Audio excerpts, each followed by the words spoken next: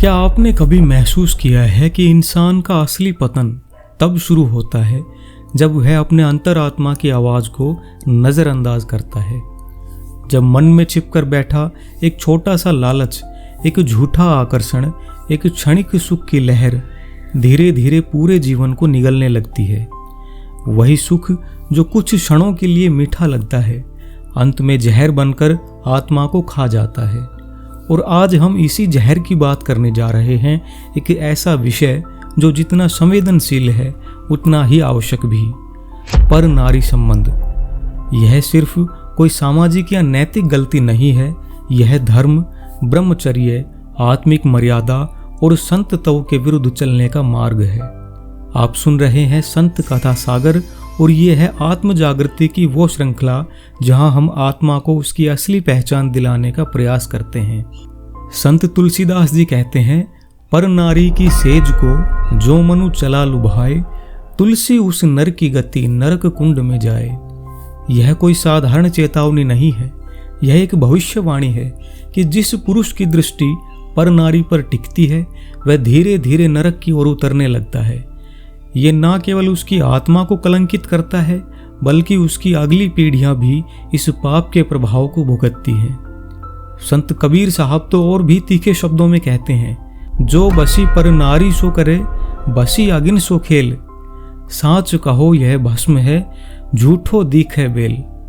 वे कहते हैं, ये जो मोह माया का बेल सा लहराता है, यह असल में आत्मा को भस्म कर देने वाली अग्नि है।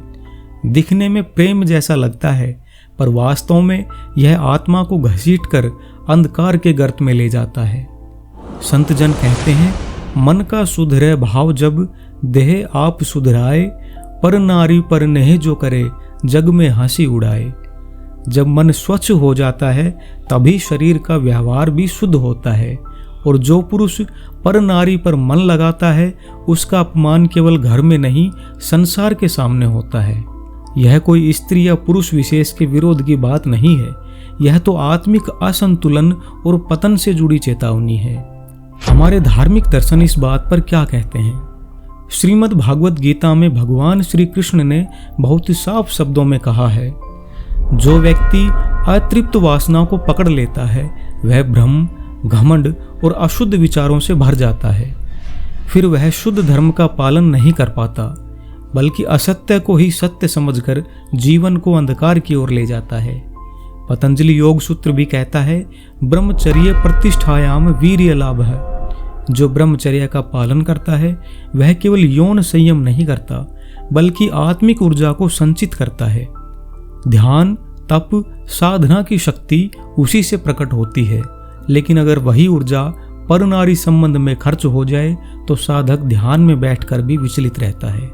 जैन और बौद्ध धर्म भी यही चेतावनी देते हैं कि किसी और की स्त्री या पुरुष के प्रति मोह रखना परिग्रह यानी मोह का घेरा है, जो आत्मा को जन्म जन्मांतर तक बांध देता है। यह मोह एक प्रकार की मानसिक हिंसा है, जहां आप न केवल किसी और के जीवन में हस्तक्षेप कर रहे हैं, बल्कि स्वयं की आत्मा को भी कलुषित कर रहे हैं। आज के युग की चुनौतियां।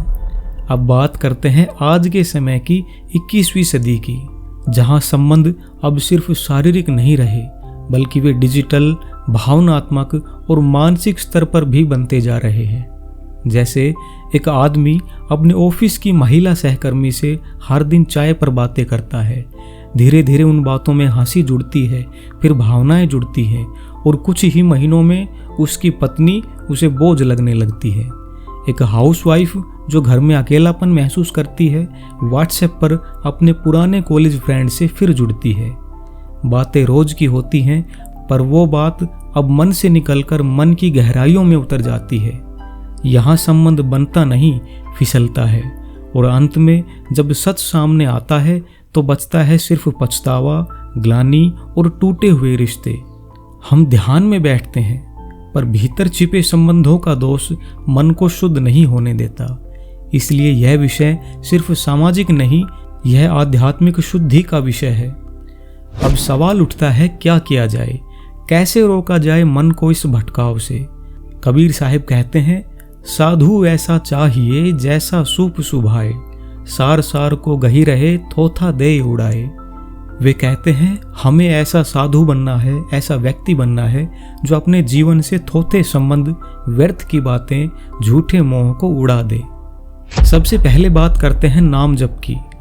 हर दिन सुबह और रात को कम से कम 15 मिनट अपने इष्ट का नाम लेकर बैठें। सांसों के साथ राम राम कहें, कोई और नाम कहें, अपने इष्ट के नाम का जप करें। ये जप वासना की जड़ों को काटता है। दृष्टि और चित्त का संयम, ब्रह्मचर्य। ब्रह्मचर्य सिर्फ देह का संयम नहीं है, यह है नजरों का संयम, सोच का संयम और कल्पनाओं का नियंत्रण। दूसरी स्त्री या पुरुष को माँ, पिता, भाई, बहन जैसे पवित्र दृष्टिकोण से देखना सीखिए। तीसरी बात है वैवाहिक जीवन की मरम्मत कीजिए। अगर दूरी है तो बात करने से समाधान खोजिए। अपने जीवन साथी को सिर्फ साथी नहीं, आत्मिक मित्र बनाइए। एक दूसरे की भावनाओं को समय दीजिए, क्योंकि जब घर में प्रेम होता है तो हमें बाहर मोह की आवश्यकता नहीं रहती। अंतिम आत्मचेतना। संत रविदास जी कहते हैं, मन चंगा तो कठौती में गंगा। पर नारी संबंध एक रोग है जो भीतर से शुरू होता है और संपूर्ण जीवन को दूषित करता है। लेकिन यदि मन शुद्ध हो जाए तो संसार के बीच रहकर भी साधु बनकर जिया जा सकता है। तो आज ही संकल्प लीजिए, मैं अपने जीवन की पवित्रता को क्षणिक आकर्षण में नष्ट नहीं करूंगा। मैं ब्रह्मचर्य, संयम और सत्य के मार्ग पर चलूंगा और अपनी आत्मा को कलंक से नहीं, प्रकाश से भरूंगा। आपने सुनी संत कथा सागर की आत्म जागृति श्रृंखला। यह संतों की वाणी केवल सुनने के लिए नहीं, जीवन में उतारने के लिए है। इस अमृत वाणी को अपने मित्रों, परिवार और युवा पीढ़ी तक पहुंचाइए, क्योंकि हर घर में आत्मा है और हर आत्मा को जागने की आवश्यकता है। अगर आपको यह वीडियो अच्छी लगती है तो इस वीडियो को लाइक कीजिए। हमसे जुड़े रहने के लिए हमारे चैनल को प्लीज़ सब्सक्राइब कीजिए। आपसे फिर मिलेंगे एक और संतवाणी के साथ। धन्यवाद।